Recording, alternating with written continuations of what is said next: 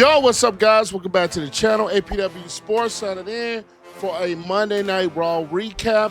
And I will make this announcement now. There will not be a Friday Night SmackDown recap this week.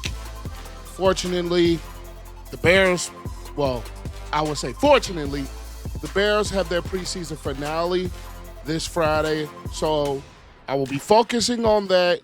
And by the time I will be able to catch up on SmackDown, it will be kind of late, actually extremely late. So there will not be a Friday Night SmackDown recap this week.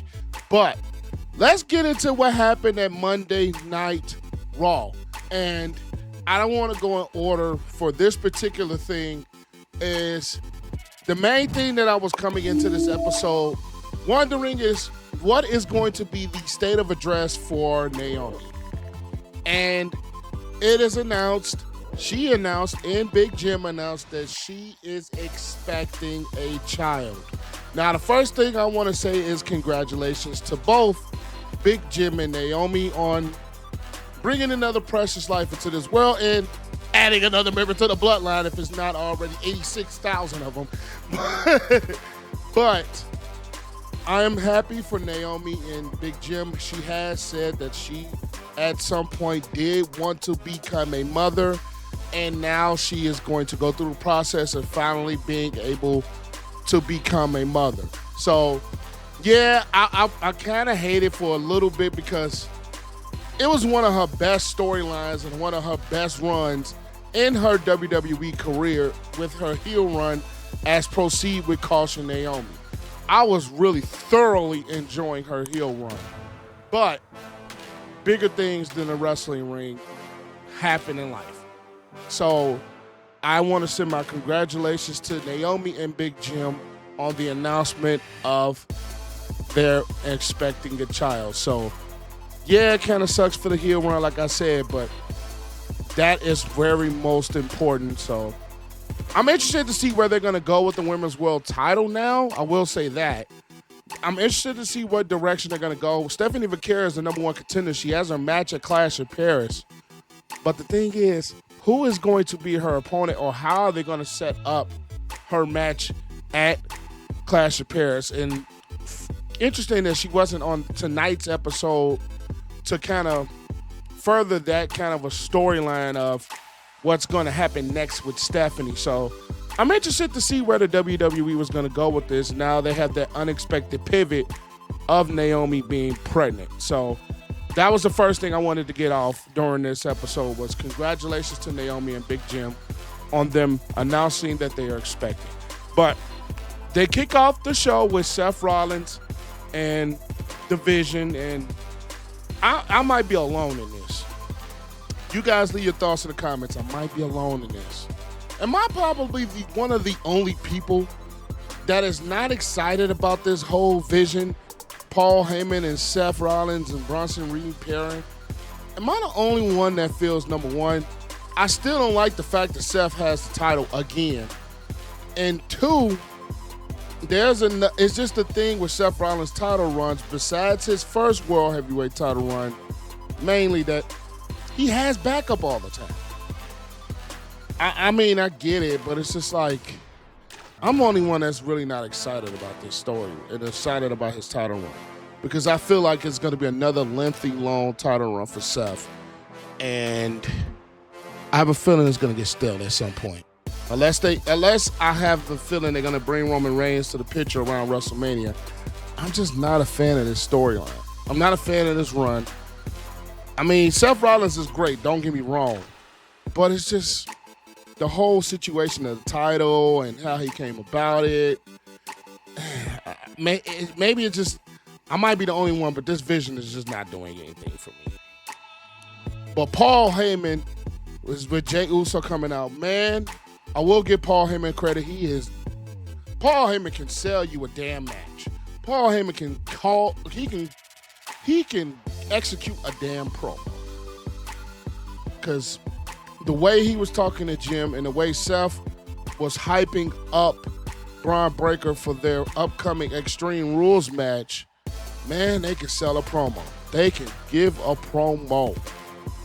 And Jimmy, or I don't know why I did that. Jay is wanting to get back at Bron Breakker in the division for the old attacking him last week thing. But since they're in Philadelphia, ECW, Paul Heyman's pitching an Extreme Rules match, and Jay accepts.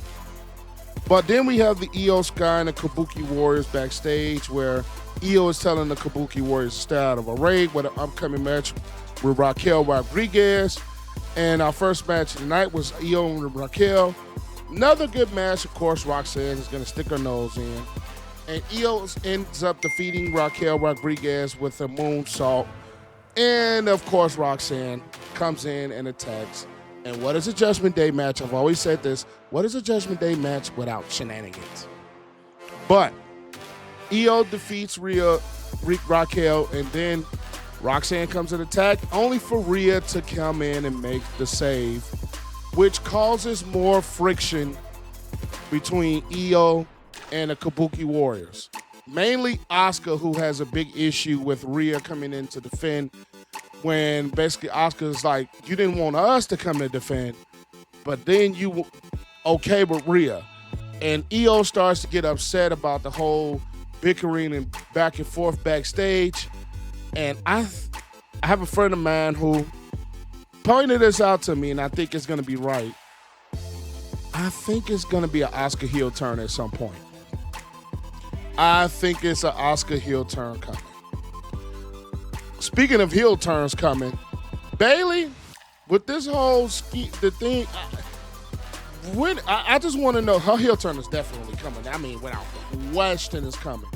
It's just how are they going to execute it and when are they going to execute it? Because she's going back, she's hearing those voices, kind of like a Randy Orton thing, and a heel turn is definitely coming. I just want to know how they're going to execute it and when, because it's coming. I think just like Asuka's, Bayley's heel turn is coming too. So we shall see.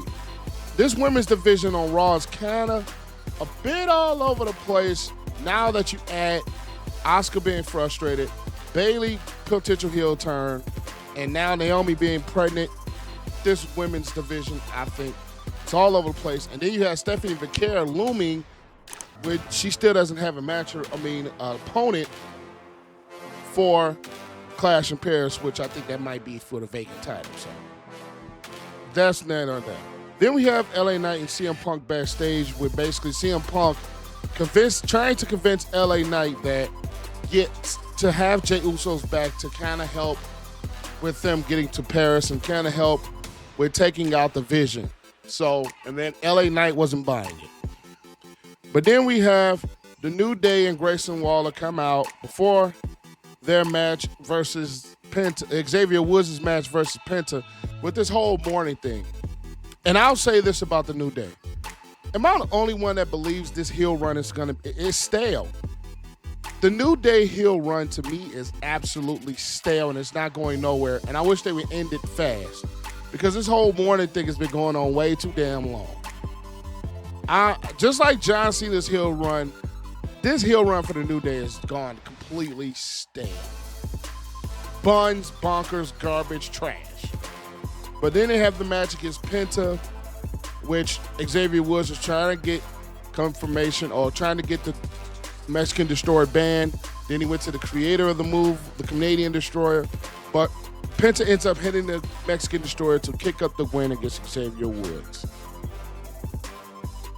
So this New Day heel run, I think it's got to end at some point, because it's not going anywhere. It's not. But then you have the Judgment Day, Fennett and JD taking on Mr. Iguana in his Raw debut in Dragon League. And like I said, it's a Judgment Day match without shenanigans. As Dom is ringside, and of course Don helps the Judgment Day pick up the win against Dragon League. But then the Judgment Day, of course, attack post-match. Then here comes El Hijo del Vikingo, which was the Triple Mania match for Dom and the Fatal 4-Way, which AJ Styles kind of helped Dom helped to get Vikingo to retain. Vaquer comes out, starts attacking the Judgment Day, but then the Judgment Day gets the upper hand. And I was like, where's AJ at during all this? So who knows? But the Judgment Day get the upper hand and starts to lead into Dom Mysterio's match coming up at Worlds Collide against El Higo del Vikingo for the AAA Mega Championship, which is a match that I'm looking forward to seeing. But then you have Becky versus Natalya for the Women's IC title. Another good match. Natalya had a good match at the Triple Mania a couple of nights ago. Then she goes for the Women's IC title, which she was going after Natalya's arm most of the match, and then Becky ends up making her tap to disarm her. Then Becky starts to attack Maxine Dupree, who came in to check on Natalya, only for Nikki Bella to come out and make the save. I'm wondering, is this going to be the Clash in Paris match for Becky? Is it going to be Becky versus Nikki Bella? And it seemed like it's going to go that way. They haven't made it official yet, which I don't know why, but it's looming that way. It really is going that direction. Then Nikki cut a promo later in the night about Becky, about how she wants to take that title from Becky, how she has a Hall of Fame ring. One day you'll get one, but until you do, I want to destroy you.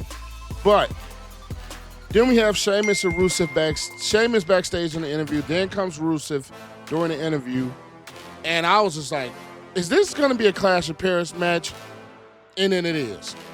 Adam Pearce gets in the middle and makes this a Clash of Paris match that is going to be a Donnybrook, which is basically another phrase for a street fight type of match, which I am looking forward to because Sheamus and Rusev have been putting on, in Sheamus' words, banger after banger after banger after banger. So I'm looking forward to this. But then you have Jey Uso and CM Punk backstage where CM Punk is like, I know it's one, they both know it's one man for themselves, but for the night, they got a common enemy and they kind of need to stick together. And CM Punk is basically saying, I want to have your back. Jey Uso wants to do it alone, but CM Punk knows it's going to be the numbers game that basically is at some point going to take over and catch up against Jey Uso. But then you have, it was already Naomi, I talked about that earlier, but you have the main event, which is Jey Uso versus Bron Breakker in the Extreme Rules match, which Jey Uso paid homage to New Jack, especially with them being in Philly with ECW, and New Jack passing away, I want to say a year or so ago. And then you have a Jey versus Bron. There's always been good matches, and this was another one with weapons involved. You got chairs, you got kendo sticks, you got poles, you got trash cans. It was a very good match, and we were just waiting to see when were the Vision going to be involved. And when Jey was going for cover at the Uso Splash, here comes Bronson Reed to pull the ref. Then you got LA Knight to come in to kind of attack them. Then you got Seth Rollins to come in. Of course, then you're going to have CM Punk chasing after Seth. Then when it looks like it was 2 against 1 against Jey, here comes the OTC, my tribal chief, Roman Reigns, to help Jey Uso make the save. And then Jey Uso hits the splash through the table to pick up the win. And Jey Uso and the OTC Roman Reigns stands tall at the end of the night. And it's basically looking like during a trash talk with Bronson Reed and Roman Reigns that they're going to have a one-on-one match at Clash of Paris, which I am looking forward to seeing. It would have been funny if it's a ladder match for the damn Shula Fala, because that would have been an absolutely hilarious spin on that match. A ladder match for the Shula Fala, man, that would have been crazy. But I give this Raw 7.5 out of 10. You got the fortunate/unfortunate news, however you want to look at it. I look at it as fortunate that Naomi has announced her pregnancy and vacated the Women's World title. You have more build-up for Clash of Paris when we're talking about the whole Fatal 4-Way for the World Heavyweight title. Then Bronson Reed and Roman Reigns getting involved. Then you have Bayley potential heel turn at some point. Asuka potential heel turn that I believe is coming. Then you have the Nikki and Becky feud starting to get some steam. And then you have Sheamus, Rusev, and now. So it was overall a very entertaining Raw, very entertaining matches, and you keep on telling stories that has more to do with next week and that Clash of Paris. So I'll give this a 7.5 out of 10. So it was a good episode of Raw. Nothing really too bad and nothing downright ugly. But like I said, there will be no Friday Night SmackDown recap this week. But that's all I have for this particular episode of Monday Night Raw. APW Sports signing out. Make sure you guys leave this video a like and continue to help this channel to grow. Make sure you click that subscribe button and notification bell so you do not miss anything that I post, football or wrestling related. And I'll give you guys, there's some upcoming changes happening to the channel, so I will give that within the next few days or so. But either way it goes, I am signing out. Make sure you guys stay safe. Have a great next Sunday, and I'll catch you guys later. Peace.